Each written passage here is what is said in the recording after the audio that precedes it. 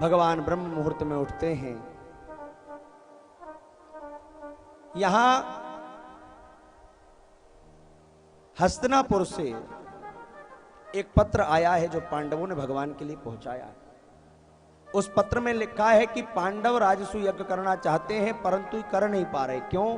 क्योंकि 20,000 राजाओं को कैदी बना करके रखा है, 20,800 राजाओं को। किसने? कंस का महाराज ससुर है जरासंध, उसने। अब जब तक पूरे राजा नहीं आएंगे तब तक कैसे यज्ञ होगा? भगवान ने अपने साथ अर्जुन को लिया, भीमदादा को लिया और पहुंच गए इसकी राजधानी में। जैसे ही महाराज पहुंचे हैं, ये जरासंध ब्राह्मणों का बड़ा भक्त है, क्योंकि जब ब्राह्मणों को बिठाल कर गया था 18वीं बार भगवान से युद्ध करने, तब भगवान ने इसे जिता दिया था रणछोड़ बनकर। इसलिए आज तभी से ब्राह्मणों का बड़ा सेवक है। भगवान ने क्या किया? स्वयं भी ब्राह्मण बन गए, अर्जुन को भी ब्राह्मण बना लिया और भीमसेन को भी ब्राह्मण बना लिया। तीनों महाराज बनकर के जरासंध के पहुंचे यहां। जरासंध उस समय संध्या आदि से निवृत्त होकर बाहर आया तो क्या देखा? 3 ब्राह्मण खड़े। प्रसन्न हो गया। आओ आ ब्राह्मण देवताओं, क्या सेवा की जाए? ब्राह्मण रूप में भगवान बोले, हमें द्वंद्व युद्ध की भिक्षा चाहिए है। जरासंध बोला, ब्राह्मण मेरे द्वार पर आए हैं, दूंगा तो जरूर, परंतु सच सच बताओ तुम कौन हो? ब्राह्मण कभी द्वंद्व युद्ध की भिक्षा नहीं मांग सकता। अपने रूप में आओ, बताओ कौन हो? अपने अपने रूप में आए। भगवान बोले, मैं हूं कृष्ण द्वारिकाधीश, ये अर्जुन और ये भीम। कहने लगा जरासंध की कृष्ण तुम्हें तो मैंने हराया है, 17 बार युद्ध किया है, इसलिए तुमसे युद्ध नहीं करूंगा। हां, अर्जुन भी मुझसे छोटा पड़ता है। भीम मेरी टक्कर का, भीम दादा फूल के कुप्पा की बाज, हम ही काम आए।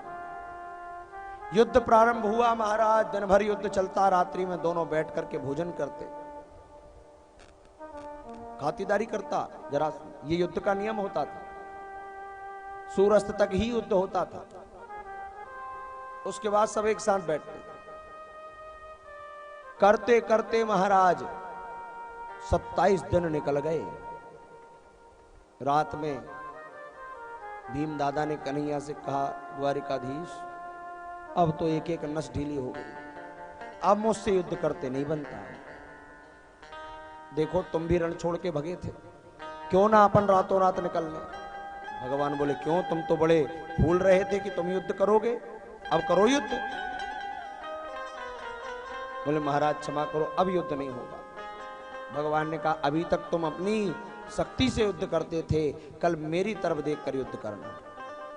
दूसरे दिन 28वें दिन युद्ध प्रारंभ हुआ।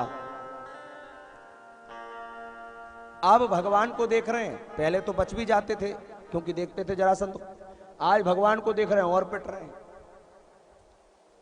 भीम दादा।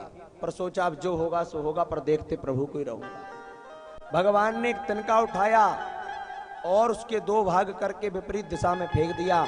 समझ गए भीम, ये मारने से नहीं मरेगा, चीरने से मरेगा। जमीन पर पटका है, एक पैर के ऊपर पैर रखा, दूसरा पैर अपने हाथों से पकड़ करके जो खींचा है 2 फड़ करके विपरीत दिशा में फेंके और जरासंध का उद्धार हुआ। बोलो भक्तवत्सल भगवान की जय। ये जरासंध चीरने से ही मरा। क्यों? इसके पिता की 2 रानियां और कोई पुत्र नहीं था। तो महाराज, नाम था ब्रदरथ, काशी नरेश, काशी राज थे। और एक बार ये जंगल में गए, एक महात्मा मिल गए, नाम है चंड कौशिक। उन चंड कौशिक महात्मा ने एक फल दिया कि ये फल अपनी पत्नी को खिला देना, उत्तम पुत्र होगा। फल लेकर के तो आ गए, पर इन्होंने क्या किया, आधा आधा करके आधा आधा फल दो पत्नियों को खिला दिया। दोनों पत्नी से दो धड़ जन्म लिया, आधा धड़ एक पत्नी से, आधा धड़ दूसरी पत्नी से। उन दोनों सोचा कि अभी कोई काम के नहीं है, जंगल में फेंक आया।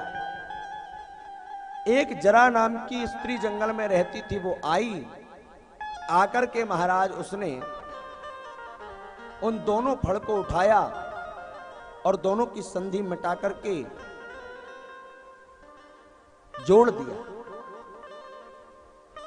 अब जरा ने संधि मिठाई तो नाम हो गया जरासंध, इसीलिए चीरने से इसका मरण हुआ।